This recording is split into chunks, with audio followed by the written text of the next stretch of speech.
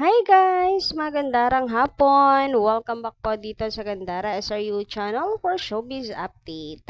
Andito na naman nga po akong muli nagbabalik ang nagmamaganda po ninyong kachismosang Kim Pao upang maghatid sa inyo ng latest update and fresh happenings patungkol kay Kim Chiu and Paolo Avellino.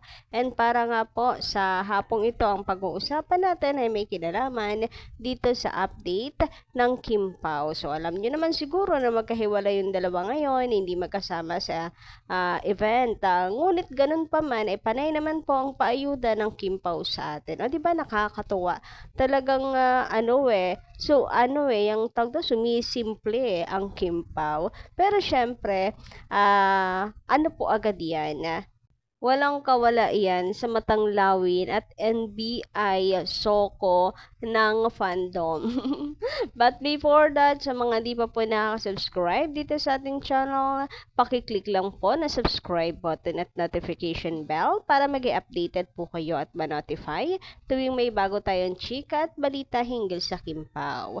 Basta po mga balita na may kinalaman kay Kim Chiu and Paolo Avellino, sagot na natin yan. And ngayon, nais ko pong linawin pala muna guys, yung tungkol sa event ng Kim Pao. So sa December 8 ay magkasama na ang Kim Pao.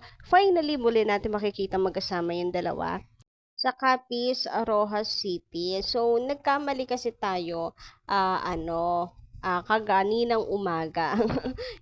Sa Sultan Kudarat po pala itong kay Paolo Avellino. Sorry naman. Ano lang tayo, tao lang tayo, nagkakamali din. Bangag pa eh. Sorry na guys. Sana maunawaan nyo na nasa zombie mode pa po tayo dahil team puyaters eh. Paano ba namang hindi ka mapupuyat kakaabang syempre sa performance ni Papi Paolo, 'di ba? Syempre ayaw natin pahuli. Bata, thank you so much kasi bigla akong nagising nung makita ko yung mga comments. Ay, grabihan. Yun nga pala talaga yung nasabi ko. So, December 8 po ang sa Rojas City at sa Sultan Kudarat po itong kay Papi Paulo kagabi. Anyway, grabihan talaga, no? Napansin nyo agad yun. Grabihan talaga ang Kim Pao fans. Bakit naman pati sa akin ay in-apply nyo yung pagiging detective, pagiging NBI, pagiging soko ninyo? Grabihan naman talaga yun. Ewan ko na lang talaga, ikaw ba naman kasi talaga na magkaroon po ng ka-fandom na NBI, ewan ko na lang talaga kung makalusot ka. Nako, ay good luck to me. Charot lang. So, puyat pa more. Anyway, eto naman guys, next topic. Ito po ang update ngayon sa SOCMED. Update para po kay Kimi ha. So, I think mangongolekta na rin itong si Kimi ng Labubu. Usong-uso to ngayon sa mga artista. Ako hindi ako nagagandahan kasi dito. Anyway, gustong-gusto ngayon ng mga artista. And siguro si Kimi going to collect na rin. Meron siyang maliliit, di ba? Parang mga keychain lang, ganun. Pero ito, pan-display na talaga. Collection. And ang mahal nito, ha? Well, afford naman ni Kimi. So, good luck and support na lang rin ako. Kahit di ko gusto yun dal.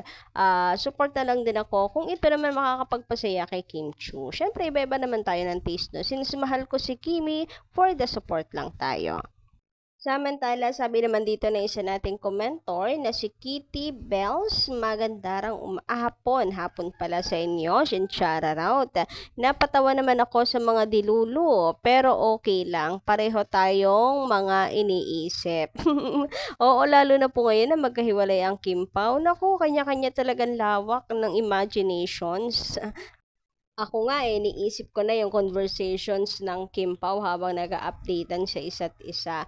Yung utak ko na po ang nagtatype sa phone ni Paolo Avellino na kunyari nagchat-chat si Paolo ng, babe, ingat ka dyan ha. Kasi wala ako dyan para protektahan ka. Huy, grabehan talaga yung imagination natin na yan. LDR lang ang peg. Tapos si Kimi naman may pagsabi ng wag papalipas ang gutom. Aroy, sus medyo marimar talaga. Kayo guys, ano ang entry nyo? Huy, grabihan talaga naman. Ang Kim Pao, lakas maka Kim Pao fever. Anyway, eto nga, kita niyo yung ngiting niya ni Paolo Avellino, abot tenga ang ngiti, parang may ka-video call, parang panay po ang update kay Kimi, grabehan talaga, uy, kapag kaganyan naman talaga kaganda ang bubungad sa iyo sa cellphone, ay, talaga naman pong ang pagod sa biyahe, pagod sa mga ginagawa, and all, ay mawawala naman talaga ng isang iglap lang.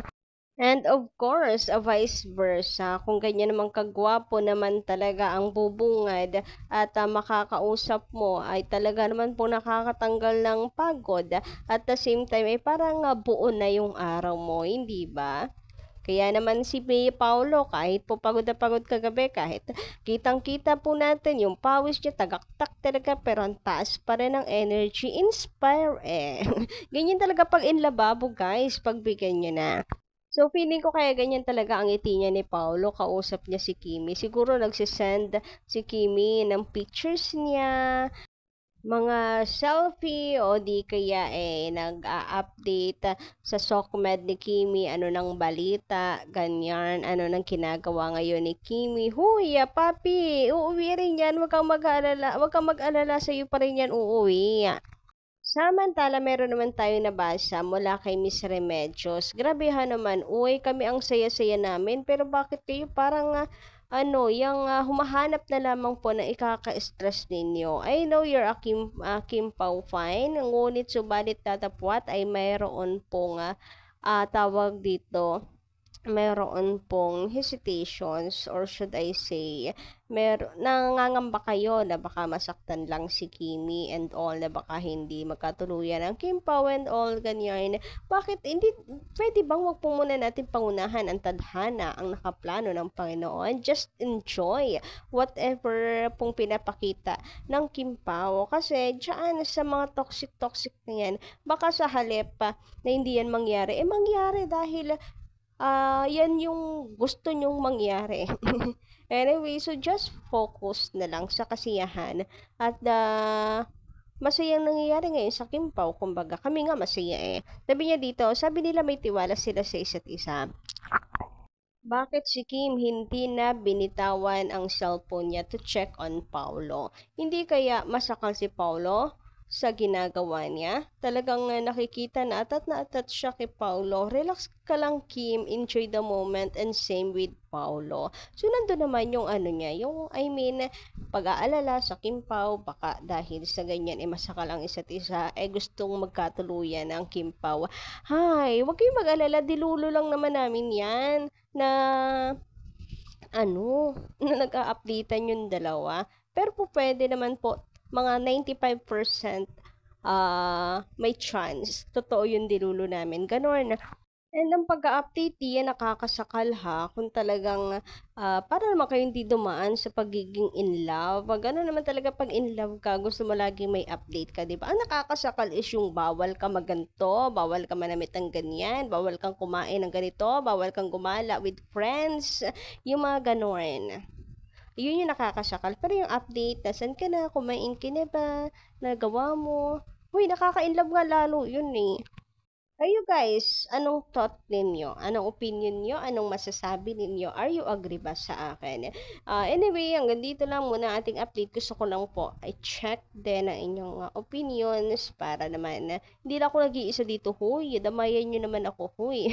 Anyway, yun lang ating update. Maraming salamat po sa inyong pakikinig. And sa mga hindi pa nakaka-subscribe, i-click nyo lang ang subscribe button at notification bell para mag-update kayo sa mga susunod nating balita.